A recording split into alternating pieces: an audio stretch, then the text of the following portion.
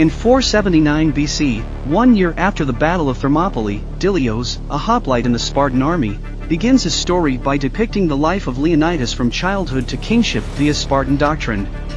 Leonidas survives being discarded for disfigurements at birth, and is trained for a goge by his father, where his final test is to survive the harsh winter alone, during which he slays a monstrous wolf. A Persian herald arrives on horseback at Sparta demanding earth and water as a token of submission to King Xerxes. He urges Leonidas to submit and insults Queen Gorgo. In response, Leonidas kicks the Persian herald into a bottomless pit. Surrounding Spartan soldiers throw in the remaining Persian envoy as well. Leonidas then visits the ephors, proposing a strategy to drive back the numerically superior Persians through Thermopylae in order to funnel the Persians into a narrow pass, negating the Persian advantage in numbers, and giving the Greeks' heavy infantry the advantage over the vast waves of Persian light infantry. The ephors warn Leonidas that the sacred festival known as Carnea is approaching and that Sparta should not wage war during that time, and consult the oracle, who decrees that Sparta should honor the Carnea. As Leonidas angrily departs, an agent from Xerxes appears alongside a Spartan politician, Theron, rewarding the ephors for their covert support. Although the ephors have denied him permission to mobilize Sparta's army, Leonidas gathers 300 soldiers. Theron and the council confront Leonidas about defying the ephors by going to war. Leonidas suggests that they will not go, but they depart for war shortly thereafter. They are joined along the way by a force of a few thousand Arcadians and other Greeks led by Daxos. They come across a Greek village that was ravaged by the Persians and reach Thermopylae, watching a storm sinking many Persian navy ships at the Aegean Sea. The Spartans then scout out a large Persian encampment and constructed the wall, using slain Persian scouts as mortar. A Persian emissary arrives to threaten the Greeks, and Stelios cuts off the emissary's arm before ordering him to return to his lines and warn Xerxes that they will not surrender.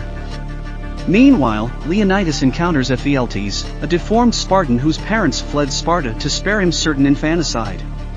Ephialtes asks to redeem his father's name by joining Leonidas' army and warning him of a secret goat path the Persians could use to outflank and surround the Spartans. Though sympathetic, Leonidas rejects him since his deformity physically prevents him from holding his shield high enough, potentially compromising the phalanx formation. The battle begins soon after the Spartans' refusal to lay down their weapons. Because of the narrowed pathway, the Spartans repel many waves of the advancing Persian army. Xerxes personally approaches Leonidas and offers him wealth, power, and a chance to personally lead his forces in exchange for his submission. Leonidas declines and mocks the inferior quality of Xerxes' warriors. That night, Xerxes sends in his elite guard, the Immortals, accompanied by the monstrous Uber-Immortal. The Uber-Immortal maims Dilios but is defeated by Leonidas. The Greeks are once again victorious. On the second day, Xerxes sends in new waves of armies, including barbarians, bombardiers, an armored rhino that is killed by Artemis' son, Astinos, and war elephants with no success. Infuriated by the countless defeats, Xerxes executes his own generals. During a battle, Astinos was killed. Meanwhile, an embittered Ephialtes has defected to Xerxes, and he reveals the secret path in exchange for wealth, women, and a Persian uniform. The Arcadians retreat upon learning of Ephialtes' betrayal, but the Spartans choose to stay. Leonidas orders an injured but reluctant Dilios to return to Sparta and inform them what has happened. In Sparta, Queen Gorgo has been attempting to persuade the Spartan council to send reinforcements to aid the 300 Spartan soldiers making their last stand. Gorgo comes to Theron for help, and is allowed to make her plea to the council, but Theron betrays her and attempts to defame her. Gorgo kills Theron, revealing within his robe a bag of Xerxes' gold.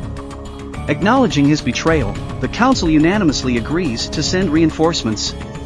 On the third day, the Persians, led by Ephialtes, traverse the secret path, encircling the Spartans. Xerxes' general again demands their surrender. Leonidas appears to kneel in submission, allowing Stelios to leap over him and kill the general. Angered, Xerxes orders his troops to attack. Leonidas throws his spear at Xerxes, slicing his face to prove the god king's mortality. Leonidas and the remaining Spartans fight to the last man until they finally succumb to an arrow barrage. Dilios concludes his tale before the Spartan council. Inspired by Leonidas' sacrifice, the Greeks mobilized. 1 year later, the Persians faced an army of 30,000 Greeks led by a vanguard of 10,000 Spartans. After one final speech commemorating the 300, Dilios, now head of the Spartan army, leads them to battle against the Persians.